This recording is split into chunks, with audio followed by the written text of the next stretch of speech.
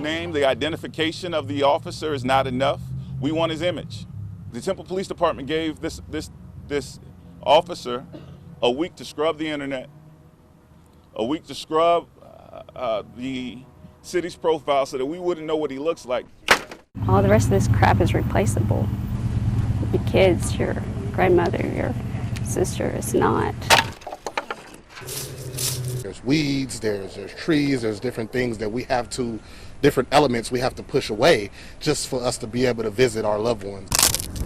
The tornado hit about 10 a.m. on Saturday morning, and by noon on Sunday we knew we were doing the t-shirt. How can I use my creative skills, my leadership position in student council to really reach out and affect the most people? We've already pulled 14 or 15 large bags of trash out of this encampment on the corner, and you can't even tell they've been in there yet. We haven't really put a dent in it. It's disgusting. It's very disgusting. That's all I'm gonna say. The judicial system is messed up. Jeremy Dean says that's the only way he knows how to describe the lack of transparency the Temple Police Department has given his family a week after Officer Carmen DeCruz shot and killed his brother, Michael Dean. Every time I see it on the news, I would never think that I will be in that situation to where I have to explain to my kid, Daddy, who was that? Today, the NAACP and the family's attorney called out TPD as well as District Attorney Henry Garza, saying this is a cover-up. The name, the identification of the officer is not enough. We want his image.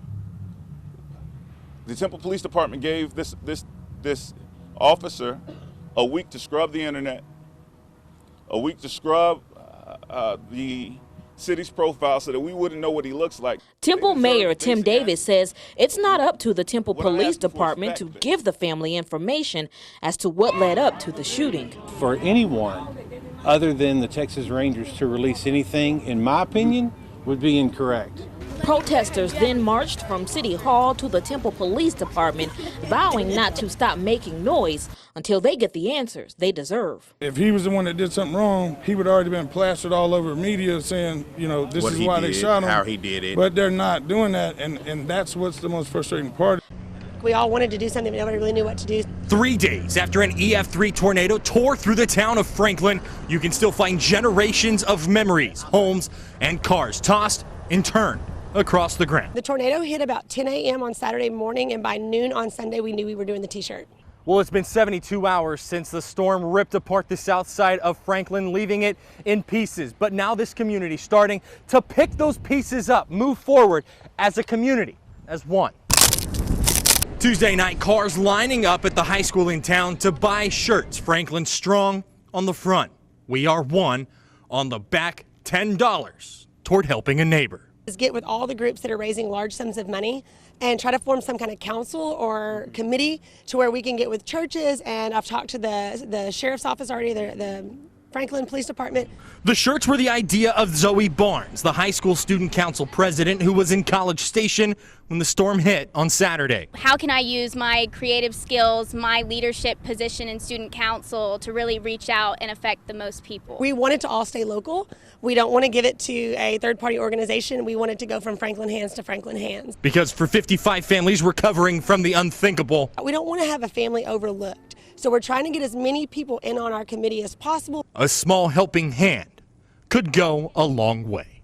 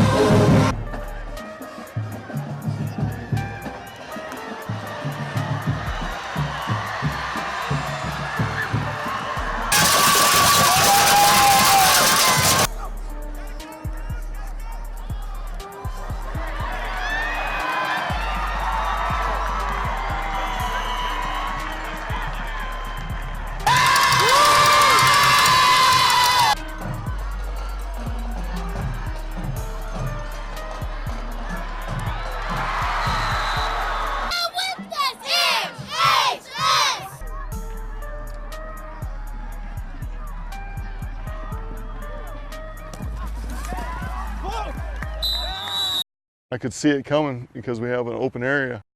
I don't know, it was the longest, few minutes that I've ever had. It probably wasn't 5 minutes at most. And everything was gone. 4 days later, and the memories are still fresh. It's so hard to describe. It's like a vibration and a hum. And a piece of the fence came through my windows and nearly hits my son. A tornado destroying homes in Coppers Cove. 70% of the roof is gone. And then you hear my roof completely come off. Leaving property scattered. We have a camper, a travel trailer in the back. It's laying down. So I'm going to have to figure out how I'm going to get that up. Despite challenges, the cleanup continues.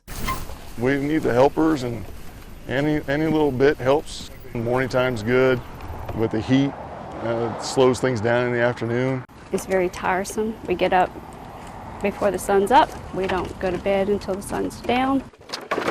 Trying to get things back to normal. It's hard, stay motivated to get things back to normal. You look out there and you see stuff that you've put years into fixing and put together. It's gone in moments. Focusing on the good while being surrounded by the bad. I haven't seen my neighbor down there that lost her roof in, I don't know, probably a year.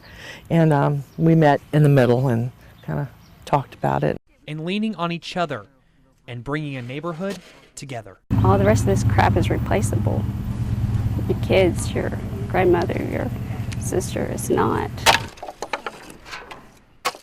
34 years ago, Tammy Lewis was just like these tiny babies inside the NICU at Baylor Scott & White in Temple. I was born very small. I was born at 24 weeks and normal gestation is 40 weeks, so that was 3.5 months early. A micro-preemie, Tammy was born weighing just 1 pound 4 ounces. Her parents were told her chance of survival was extremely low. So they gave her a quick rundown of about a 5 to maybe 10% best case survival rate. But Tammy proved those numbers wrong. After about 3 months, she left the NICU right before her actual due date. Lots of prayer, lots of work by a lot of people here to get me where I am today. I'm very blessed. All these years later, she's back, working as a respiratory therapist, helping save lives just like hers. I knew this was the place I wanted to be. I knew that I wanted to work with children, and not just children, but NICU patients. Not many people can say that you can go back to work at the place you were born and care for the same type of patients that you were and be able to give back that way.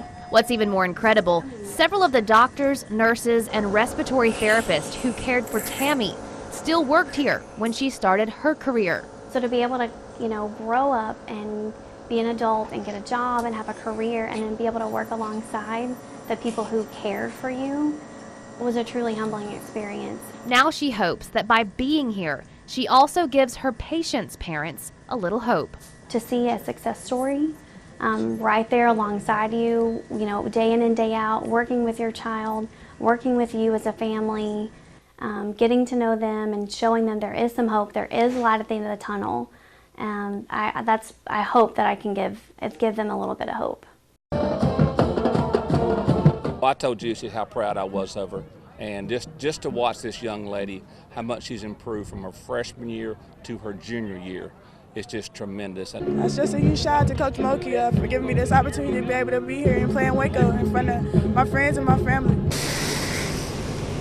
Employees in the store reported hearing smoke. They said right before it happened, a couple of electrical breakers kicked off. By the time the fire department arrived, the employees were outside. God did that. Not the angels, not me, not the doctors. I appreciate and love doctors. But God did it, and that's why I want to be for sure He gets all the praise.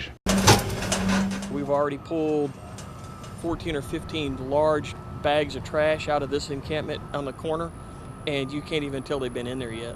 We haven't really put a dent in it. The water isn't as high as it was in Hurricane Harvey, but the damage is identical. It doesn't matter if it's 4 foot or 4 inches. You still have to rip everything out, and it's just sad seeing them having to go through this a second time. So as the plane is approaching, we're hoping we get a chance to get a look at them. We see the front door open up, and then Vice President Pence comes walking down onto the tarmac, and then everybody just erupts in applause, and wants to get a picture with him. He asked me how long I've been in and where I went to school. I told him I went to West Point, and then he told me that his daughter is marrying a Naval Academy graduate, so then we had some friendly banter back and forth on that. Having my wife Amanda here with me, it's something that we'll remember forever. In 3 words, I would just say exciting, tense, and well worth the wait. Moody is at the place that we are either going to be forced to grow or we're going to begin to die. The city of Moody says it needs to grow, but it has a challenge in front of it. We were promised that that wouldn't happen. Laura Ward is one of several people whose property is in a proposed annexation into the city limits. She says she doesn't want to live in the city and had previously been promised her lot wouldn't be annexed. You know, as Governor Abbott said, annexation, if you force it, is un-Texan. And we are residents who don't want to be forced. This is like my retirement home. On a disability paycheck, we're trying the best we can to hang on to what we got. I don't need to be annexed. I don't want to be annexed. Susan Allen and her husband are on disability. She says she's concerned what the extra taxes would do for them financially. According to the city's presentation at its public hearing Tuesday night, on a home valued at $100,000, there's a roughly $650 increase in property tax per year. But, according to the city, each property in the proposed annexation zone is on city water with a fee of an extra $20 a month, which would go away upon the annexation if passed, leading to the net increase of about $420 a year. They are benefiting from the services of the city, the fire department, the police services, multiple services, and do not pay city taxes. The city says the fire department serves the area because it's in the city's extraterritorial jurisdiction. The police department, according to Mayor Tina Eaton, even responds to calls in the area. The problem in annexation for Mike Journey isn't the annexation itself, but his fears the city, which he says claims to be struggling, won't be able to deliver on the additional responsibilities to those homes. You know, they don't really seem to take care of the area that well, and so we don't mind so much being incorporated as long as we can see that there's a benefit to being incorporated. It's a night of celebration in Belmont, not just for La Vega High's state champion track team, but a former star on the hardwood. It's just a blessing to be able to be here for them to do this for me. I never thought that, but I work and I train for these types of moments.